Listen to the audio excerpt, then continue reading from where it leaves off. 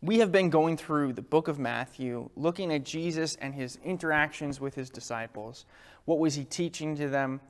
What correction was he bringing? What lessons was he trying to instill in them? And how do those things translate to us today as his modern day disciples?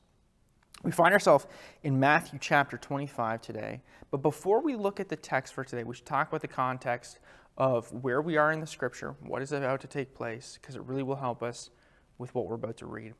The text right before this, what we covered in our last video, was this prophetic teaching that Jesus gave about the second coming of Christ. And so he already has that foreknowledge of his return, which means his departure as well he knows about. And so the events that are about to unfold in the next couple chapters is, he gets betrayed by Judas, he gets arrested, he stands trial, they flog and execute him by the cross, he dies. He's rose again from death, from the grave. He appears to people, he does some teaching, and then he ascends into heaven. And then the church begins to grow. That would take us, to the other Gospels, but eventually to the book of Acts, the growing of the church. And we enter into this period of time that we in theology refer to as the day or the age of the church.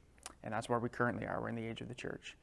And so the teaching that Jesus is giving today, or in this text, is something that they probably didn't understand as he was saying it. But afterwards, as they reflected on his words and they reflected on his teaching, after he had died and rose again and then ascended into heaven, and they were going about and they were waiting and anticipating and expecting and wondering, these words would have been ringing in their ears and be a reminder of, I'm going to be waiting. May I wait with wisdom. Let's look at the text. So we're reading Matthew chapter 25, starting in verse 1, and I'm reading from the English Standard Version. It reads, "Then the kingdom of heaven will be like 10 virgins who took their lamps and went to meet the bridegroom. 5 of them were foolish and 5 were wise.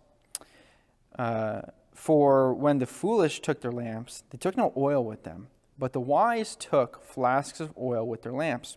As the bridegroom was delayed, they all became drowsy and slept. But at midnight there was a cry, 'Here is the bridegroom! Come out to meet him!' Then all those virgins rose and trimmed their lamps.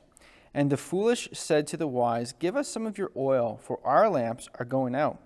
But the wise answered, saying, 'Since there will not be enough for us and for you, go rather to the dealers and buy for yourself.' And while they were going to buy, the bridegroom came, and those who were ready went in with him into the marriage feast, and the door was shut. Afterward, the other virgins came also, saying, 'Lord, Lord, open to us.' But he answered, 'Truly, I say to you, I do not know you. Watch therefore, for you do not know neither the day nor the hour.'" Interesting story, interesting text that we're looking at today. Jesus is teaching through a parable. One of the most common ways that he taught was through a parable, and I think is a wonderful way to teach. It helps us to remember the story, which remembers the teaching. It's something that you can sit on and kind of mull it over and get a deeper understanding as you look more and more into the story and whatnot. So let's talk about this. We have the 10 virgins, which represents the church, the different people in the church, right?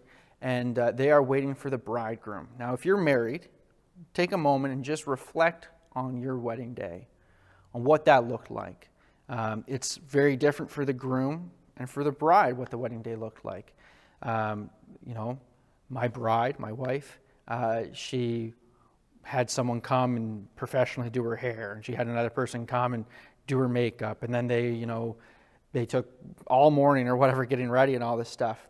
And me and my groomsmen and my brothers and stuff, I think we went to a lake and shot like a potato cannon off and all this stuff, and it was probably within an hour of the ceremony that's like, we should probably get dressed, like in our wedding clothes and whatnot. And so we throw those on and we go down to the front, or I go down to the front with the pastor who was officiating, and then my brother, and the groomsmen and stuff, they came down with the bridesmaids, and then eventually, the music plays, and there's my wife walking down. We got married outside on a lawn, so she was coming down the grass there in her dress. Very fond memory. Very different than what a wedding looked like in this time period, in this culture. And so what we need to do is consider that. Well, what did it look like? Well, it would have been like this week-long or multi-day-long feast that they would have had in celebration of the marriage. And so these virgins, these young women, they were waiting for the bridegroom to come. Now, he would come from his house to the bride's house, and that's where they would usually have, the feast and stuff and the celebration. And he was delayed. Now, if you've ever been to a wedding in today's culture, or at least North American culture, you usually have your ceremony, and that goes over well and whatnot. And then the bridal party, so the bridegroom, they're, wow. I know, okay. The males and females that are in their party are called groomsmen and bridesmaids. There we go. They'll usually go off and get photography done and all that stuff, get a bunch of pictures taken, and then they'll return for the reception. And oftentimes what happens is people underestimate how much time they're going to give to the photography, and so the guests show up, and everyone's there waiting at the reception, and they're all hungry, and there's like tables and tables of food and all this stuff, and it's just like, when are they coming? When are they coming? And then usually when they do arrive, whoever's emceeing, if it's one of the groomsmen and one of the bridesmaids, they'll come in and they'll get the crowd all ready and excited to welcome the couple for the first time. And so in that moment of delay, you kind of want to be there for when they enter in, to see them and to welcome them and to celebrate with them, kind of thing. It's not a moment that you want to miss. It's not a moment that you want to be like, oh, well, I think I have time to run over and get a coffee. And so you leave and then you come back and it's like, oh, I missed it. They're already here. Or something like that. So similarly, the church is waiting for Christ. The 10 virgins are waiting for the groom to arrive for the festivities, to welcome him and whatnot. And they grow weary. They get tired because he's delayed. And so it says that they all slept. And what's interesting is that they all slept. All 10, the wise and the foolish, they all slept. And there is this understanding there and this expectation there of, this is going to take longer than you think. And so it's okay to rest. It's okay to do that. But be ready at the same time. Then this voice wakes them up, right? Someone announces, they're like, the groom's coming, the groom's coming. They wake up all excited and they trim their lamps, which I think would be like trimming the wick down and, getting it soaked in the oil to light it and stuff like that. And as they're doing that and they're waiting, right? Because it's like, the groom's coming, he's going to be here soon, kind of thing. And so you're like, all right, well, let's get ready, let's wait. And so they're waiting. And so as they're waiting, they know, it's coming closer and closer and closer. Soon we're going to be in there. We're going to be celebrating. We're going to party, and it's going to be great and all this stuff. And we're so excited for the groom to show up so we can welcome him and be with him and all that jazz.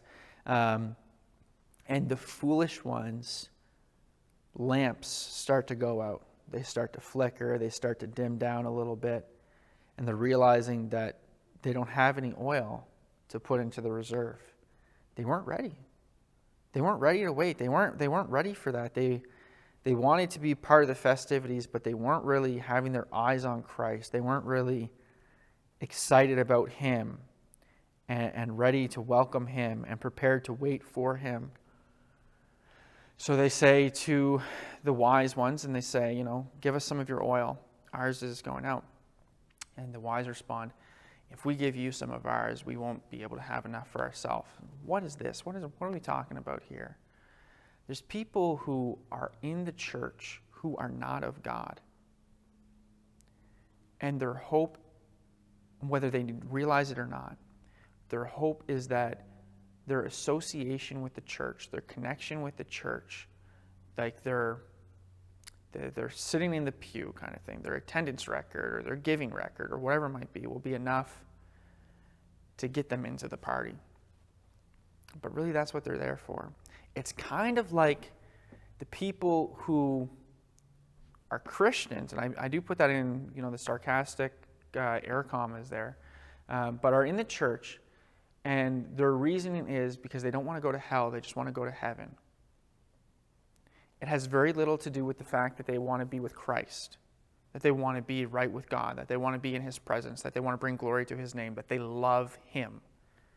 That's not really part of the picture. They just want to be there for the party, and they don't want to be in the other place. A security, an insurance policy. Sounds like a good time, so why wouldn't I go there? It's very poor theology, very basic understanding of this stuff. And it's a shame that people think that way, and it's a shame that people find themselves in that way. And it's a shame that some preaching throughout church history, especially recent church history, has led to that idea of this basic casual Christianity of low commitment and low desire. Say these words and all will be well. It's not what the Bible teaches.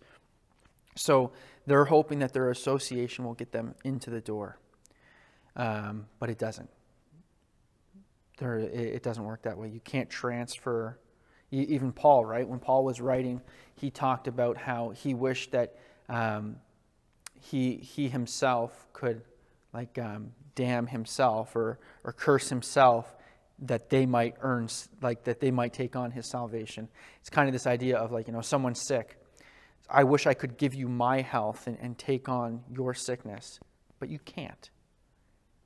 In the same way, the righteousness that we are gifted by God through forgiveness and His grace, being right in the sight of God, is not something that we can give to someone else. It's not something that we can split with someone. Be like, oh, Jesus is returning and you're not ready for that. Well, here, take 1/10 of my righteousness. Take 1/10 of my being right in the sight of God thing, in sight of His eyes kind of thing. And it doesn't work that way. And so they go off to buy, right? And this is the practical side of the story. They go off to buy. And when they return, the groom's already come. They've already gone inside. They've closed the door. And there's this policy, as it were, or this understanding, people trying to crash the party, trying to get in and make a mess of it, and they just want to be there for the party. They're not there to celebrate the couple, wedding crashers kind of thing. And so the response is, I don't know you. Go away. Similarly, I think it's in Matthew chapter 7. We would have talked about this already in a previous video. But where Jesus says, on the day of judgment, the people are going to come and they're going to say, Lord, we did this in your name, we did this in your name, we did this in your name. And His response to them is, I don't know you. Depart from me, you evildoers. And there's people who sit in the pew. There's people who come to church and they do not know God. They do not love God. They might have said some words at some point in their life, but it did not change their life at all. They don't see God as Lord. They certainly don't live as if He's Lord. They don't glorify His name.